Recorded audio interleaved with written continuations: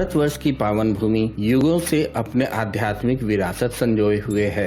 एक ऐसी भूमि जो सदैव ज्ञान, विज्ञान और तत्वदर्शियों के मार्गदर्शन में पुष्पित पल्लवित हुआ है। ईश्वरीय अवतारों का अवतरण और उनका मार्गदर्शन व शिक्षाओं से सिंचित यह भूमि अपने में बहुतेरे विविधताओं को समेटे हुए है। सांस्कृतिक विभिन्नता और आध्यात्मिक श्रेष्ठता यहाँ के जनमानस के जीवन शैली में प्रत्यक्ष रूप से दिखता है। ईश्वर के प्रति प्रेम व भक्ति भाव यहाँ की संस्कृति के रग रग में रचा बसा है। यह भूमि है सांस्कृतिक विविधताओं की, जहाँ मान्यताएं, परंपराएं सदियों से चली आ रही हैं और आज भी अपना जीवंत रूप धारण किए हुए है। विज्ञान और दर्शन का सही सामंजस्य यहाँ के रीति रिवाजों और जीवन शैली में मुखरित होता है। सनातन धर्म के विभिन्न पंथ या मार्ग अवश्य हैं, किंतु यह धारणा सभी के हृदयों में निवास कर रखा है कि उन्हें प्रत्येक मार्ग ईश्वर के प्रकाशित लोक से निकटता प्राप्त करने का ही मुख्य मार्ग है। ओडिशा राज्य के पुरी में स्थित श्री जगन्नाथ मंदिर एक हिंदू मंदिर है जो भगवान जगन्नाथ को समर्पित है। जगन्नाथ का अर्थ होता है जगत के स्वामी और इनकी नगरी ही जगन्नाथपुरी या पुरी कहलाती है, जो कि भारतवर्ष के उड़ीसा राज्य के पूर्व में समुद्र तट पर स्थित है। इस मंदिर को सनातन धर्म के 4 धामों में से एक गिना जाता है। यह वैष्णव संप्रदाय का मंदिर है जो भगवान विष्णु के अवतार श्री कृष्ण को समर्पित है। इस मंदिर का वार्षिक रथ यात्रा उत्सव विश्व प्रसिद्ध है, जो सदियों से अनवरत रूप से चलती आ रही है। जगन्नाथ रथ यात्रा सनातन धर्मावलंबियों के लिए कोई इवेंट नहीं है, अपितु यह हमारी संस्कृति है, हमारे पूर्वजों द्वारा दी गई धरोहर है, हमारी परंपरा है जो प्रत्येक सनातनी के रग रग में बसा हुआ है। जगन्नाथ रथ यात्रा हमारे आस्था का वह केंद्र है जो कि भक्ति की लौ युग युगांतर से हमारे हृदयों में प्रज्वलित कर रखा है और सदैव ही रहेगा। आज जिस श्रद्धा, भक्ति और प्रेम से रथ यात्रा का आयोजन किया जाता है, सैकड़ों वर्ष पूर्व भी इस भक्ति भावना व समर्पण में लेस मात्र की भी कमी नहीं थी। भक्तगण वही समर्पण और त्याग, वही उल्लास व दिव्यता के साथ अपने महाप्रभु के इस आयोजन को पूर्ण करते आए हैं। इस यात्रा में मंदिर के तीनों मुख्य देवता भगवान जगन्नाथ, उनके बड़े भ्राता बलभद्र और भगिनी सुभद्रा तीनों 3 अलग अलग भव्य और सुसज्जित रथों में विराजमान होकर नगर की यात्रा को निकलते हैं। श्री जगन्नाथ पहले नील माधव के नाम से पूजे जाते थे, जो भील सरदार विश्वासु के आराध्य देव थे। अब से लगभग हजारों वर्ष पूर्व भील सरदार विश्वासु नील पर्वत की गुफा के अंदर नील माधव जी की पूजा किया करते थे। मध्यकाल से ही यह उत्सव अतीव हर्षोल्लास के साथ मनाया जाता रहा है। इसके साथ ही यह उत्सव भारत के अधिकांशतः वैष्णव कृष्ण मंदिरों में मनाया जाता है एवं यात्रा निकाली जाती है।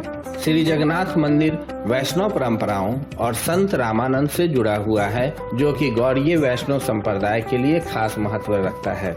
इस पंथ के संस्थापक श्री चैतन्य महाप्रभु भगवान की ओर आकर्षित हुए थे और कई वर्षों तक पुरी में निवास भी किए थे।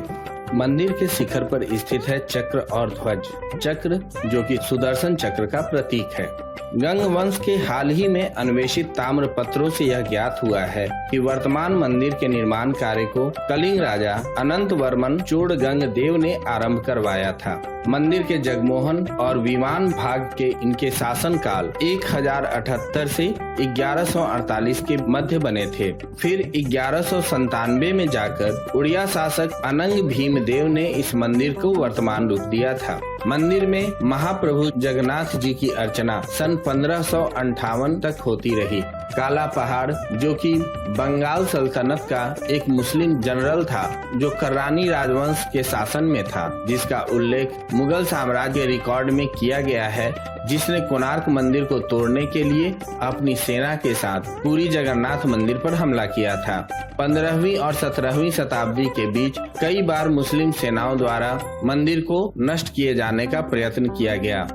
अफगान जनरल काला पहाड़ ने उड़ीसा पर हमला किया और मूर्तियां तथा मंदिर के भाग को ध्वंस किए और पूजा बंद करवा दी गई तथा जगन्नाथ जी के विग्रहों को गुप्त रूप में चिल्का झील में स्थित एक द्वीप में रखा गया।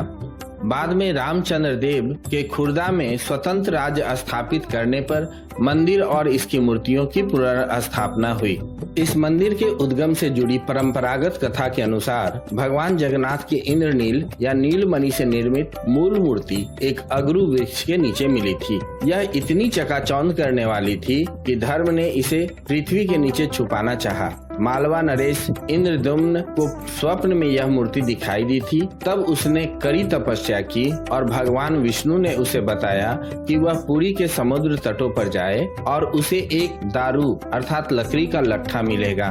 उसी लकड़ी से वह मूर्ति का निर्माण कराए। राजा ने ऐसा ही किया और उसे लकड़ी का लट्ठा मिल भी गया। उसके बाद राजा को विष्णु और विश्वकर्मा बढ़ई कारीगर और मूर्ति के रूप में उसके सामने उपस्थित हुए, किंतु उन्होंने यह शर्त रखी कि वे 1 माह में मूर्ति तैयार कर देंगे, परंतु तब तक वह एक कमरे में बंद रहेंगे और राजा या कोई भी उस कमरे के अंदर नहीं आए। माह के अंतिम दिन में जब कई दिनों तक कोई आवाज नहीं आई तो उत्सुकतावश राजा ने कमरे में झांका और वह वृद्ध कारीगर द्वार खोलकर बाहर आ गया और राजा से कहा कि मूर्तियां अभी अपूर्ण हैं, उनके हाथ अभी नहीं बने थे। राजा के अफसोस करने पर मूर्तिकार ने बताया कि यह सब दैववश हुआ है और यह मूर्तियां ऐसे ही स्थापित होकर पूजी जाएंगी। तब वहीं तीनों जगन्नाथ, बलभद्र और सुभद्रा की मूर्तियां मंदिर में स्थापित की गयी।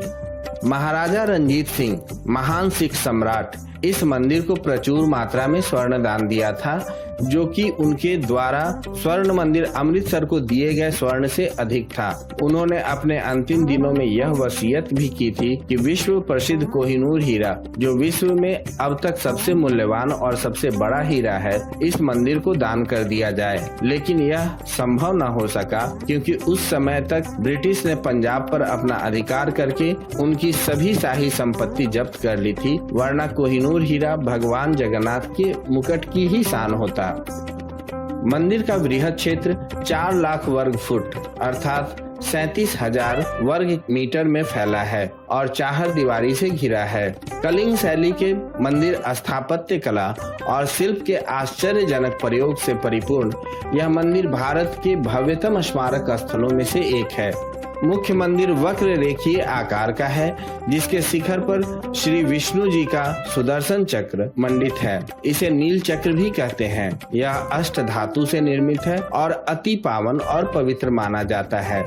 मंदिर का मुख्य ढांचा 214 फीट अर्थात 65 मीटर ऊंचे पाषाण चबूतरे पर बना है। इसके भीतर आंतरिक गर्भगृह में मुख्य देवताओं की मूर्तियां स्थापित हैं।